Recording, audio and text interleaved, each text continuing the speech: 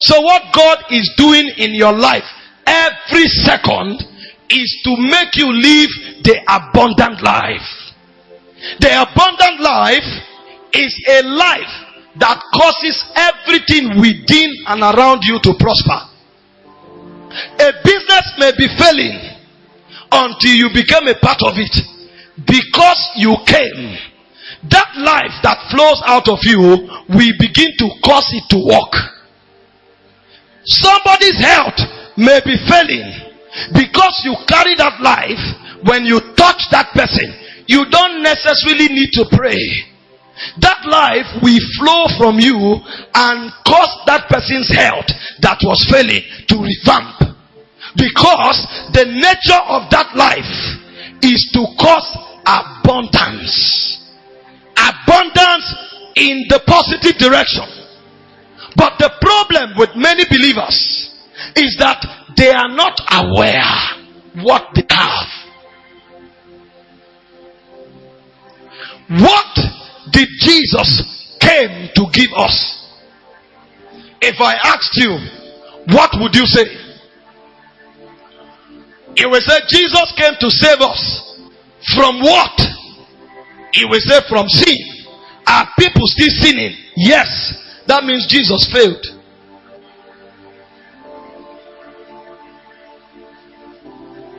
I may ask you, and you say Jesus came to deliver us from the devil. Are Christians still in bondage? Yes. That means Jesus failed. So what Jesus came to give us is beyond salvation from sin.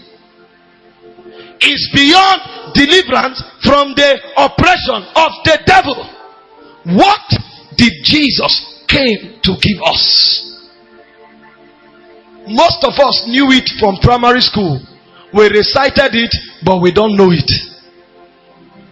John 3:16. He said, for God so loved the world that he gave his only begotten son, that whosoever believe in him should not perish, but have what? Everlasting life.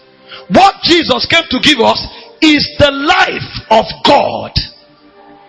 For you to receive the life of God, you must be cleansed from sin. That is why your sins were forgiven. But if all you received was forgiveness, you will go back to sin again and again. But when you receive that life has the power to make you live above sin.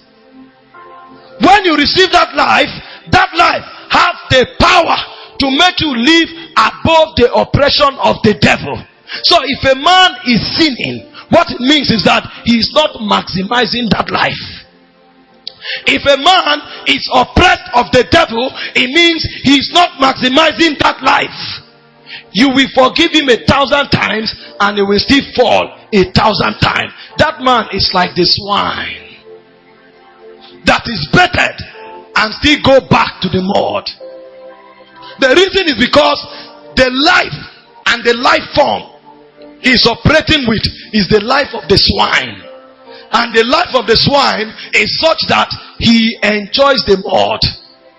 So if you come to bait the swine, you wasted your time. That is why if all Jesus came to do was to forgive, he wasted his time. Because if you have that nature of the devil, you will still go back to sin. So what Jesus came to do was not just to forgive, but beyond it was to give you the life that God lived with. That was the life Jesus had. And he knew that life so much. And he walked through this world for 33 years. And he didn't sin once. That was the life Jesus had. And he walked through this world for 33 years. He didn't have fever once. Because the life is superior to this realm. That life has the power to invalidate everything the devil is doing. So on account of that life, the Bible said, no weapon fashioned against you. You know the meaning. What it means is, the way the devil attacks a man, the devil doesn't just show up and attack you by coincidence. No. If the devil wants to attack you, he goes back and study your bloodline. will know the things that affected your grandfather. He will know the things that affected your father. And he knows that by all means, that thing must affect you. So when he said weapon fashion, what it meant was that the weapon was designed for you and you alone. So every one of us, there is a particular attack the devil has for us. That's why all of us don't fall to the same type of sin. While you are struggling with lying, somebody else comes and says you are not a serious Christian. Somebody else is struggling with fornication. Another person comes and says you are not a serious Christian. The reason is because the weapon was fashioned. But Jesus is saying something. He said, if you understand who you are and the life that you have, he said, even if they go to the belly of Sheol and journey into the depths of Hades and prepare a weapon by the highest intelligence of the demonic, he said, it shall by no means. What it means is that even whether you are aware or you are not aware, because you know this life you have, he said, it shall by no means hurt you. And Jesus didn't stop there. Jesus said, if in case you tread upon scorpions and serpents, or every power of the devil, he said, nothing shall by any means hurt you. What caused that level of assurance? What caused that assurance is because there is a life at work on your inside. He said that life is the light that lighted every man that cometh into the world. And see what the light does. He said the light shines in the darkness. He didn't say the light shines in light. So you don't feel safe when you are in church. You feel safe even if you walk through the valley of the shadow of death, because there is something you carry, and that thing you carry begins to work when there is problem. If you want to see the power of what you carry, don't frustrate yourself in light. He said when you enter darkness, that's when you will see the efficacy of what you carry. Why was he so sure? Because himself, that was the life he walked by. And if it didn't fail in him, it can't fail in you. In fact, he said, for this cause was the Son of Man made manifest, that he should destroy the works of the devil. Why do you think one man ministers to the other man? Is it because he's an apostle? No. Is it because he's a prophet? No. The man knows the life he carried. Now, what that sister had that troubled her for 1 year, because I know what I carried. If that thing comes on me, the thing will die. And I know it so much, so I don't only keep my own territory, I overstep my boundary and I enter her own territory. And I said, this thing you have, I destroy it. And then the life that is in me overrides what is on her, and it destroys it in her. If I destroy what is on her, will the devil waste his time to put it on me? We are not victorious because we are prophets. You saw what happened in the morning. We called out a boy of less than 6 years old, and one of our brothers was struggling with short-sightedness. I didn't take how long. And I told the young boy, he looked like a joke. Right? The reason he looks like that is because you are not the one walking. God is the one walking. That life walks on its own. And I told the boy, I said, he didn't even know how to pray. I said, put your hand on his eyes and command his eyes to begin to see.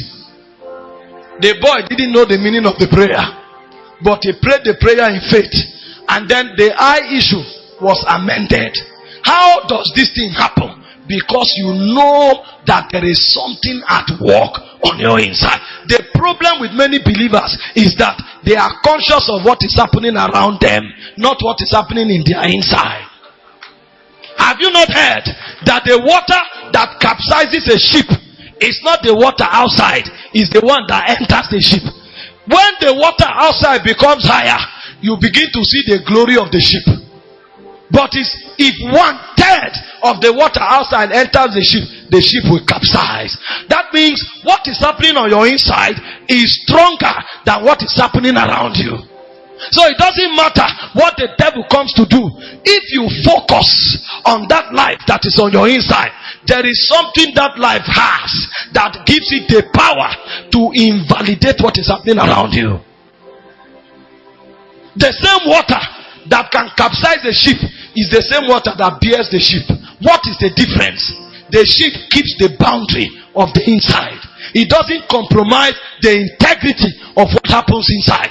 If the integrity of what happens inside is compromised, the ship will go to the belly of the sea. Believers don't know how to maximize what is on their inside. So the moment there is headache, fear comes, the person begins to run everywhere. The moment there is a tiny growth, the person begins to run everywhere. He comes to this one. Did you see this thing? Hope this thing is not cancer. Who taught you cancer? Where did you read it from? Are you a doctor? There was one. She had pain on the left side of her body. And then she went to the hospital. The doctor said, don't worry, you didn't sleep well. Your posture was wrong. And then she came to me and said, sir, hope it's not stroke. Is it not stroke I'm having? Is this thing not? I said, even the doctor says it's not stroke. Why are you invoking stroke on your life? We are too mindful of what happens around us. That's why we keep sinking. But what is the cure? The cure is to change your consciousness.